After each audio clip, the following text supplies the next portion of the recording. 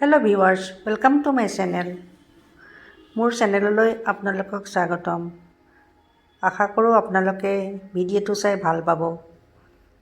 এইটো এটা সোৱাদ লগা ৰেচিপি। এয়া অলপ তিতা ফুল লৈছোঁ। তিতা ফুলখিনি প্ৰথমতে ঠাৰিৰ পৰা ছিঙি ল'লোঁ।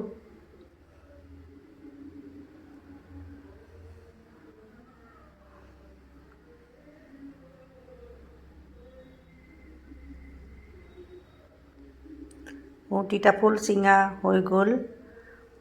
এতিয়া লগতে অলপ শাক লৈছোঁ। এয়া বাবৰি শাক, পালেং শাকো ল'ব পাৰি। শাকখিনি ভালকৈ ধুই মিহিকৈ কুটি লৈছোঁ।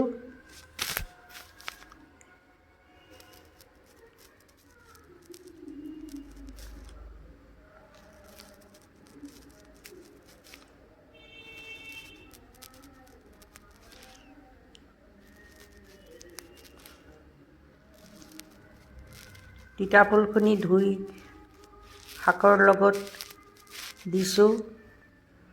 এয়া মচুৰ দাইল অলপমান তিয়াই থৈছিলোঁ, তাৰে অলপমান দি দিছোঁ।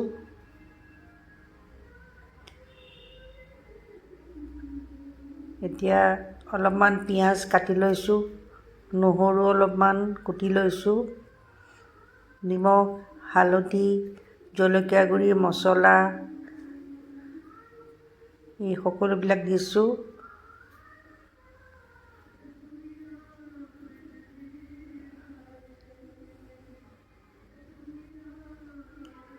এতিয়া অলপ বেচন দিছোঁ। গোটেইখিনি বস্তু সানি ল'লোঁ।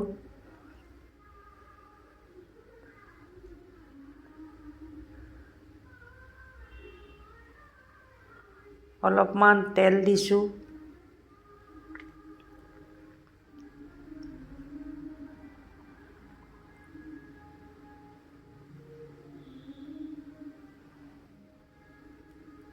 অলপ অলপ পানীৰে মিশ্ৰণটো সানি ল'লোঁ। পানী কমাই দিব লাগিব, নহ'লে এইটো ঢিলা হৈ যাব।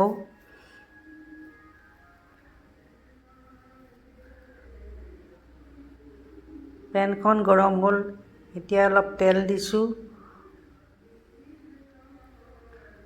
সানি লোৱা মিশ্ৰণটো তাৰে অলপমান হাতেৰে দি পেনত দিছোঁ। তিতা ফুল এইদৰে বনাই খালে খুব সোৱাদ লাগে। তিতা ফুলৰ তিতাটো কমি যায়। চাহৰ লগতো খাব পাৰি।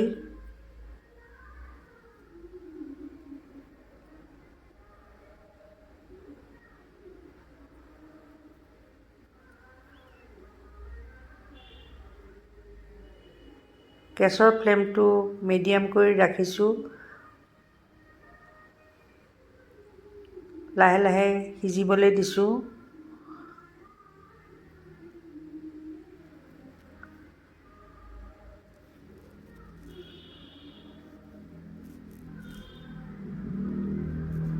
তিতা ফুল, মচুৰ দাইল, শাক, পিঁয়াজ এই সকলোবোৰ মিলি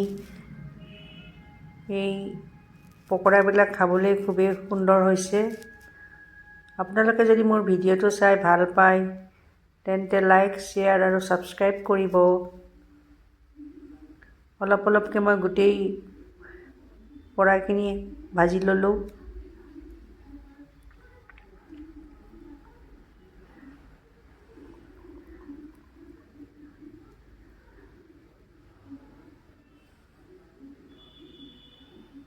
এটা সুন্দৰ ৰেচিপি আপোনালোকৰ লগত শ্বেয়াৰ কৰিলোঁ। Very tasty pakora. Thank you for watching my channel. Take care. Bye bye.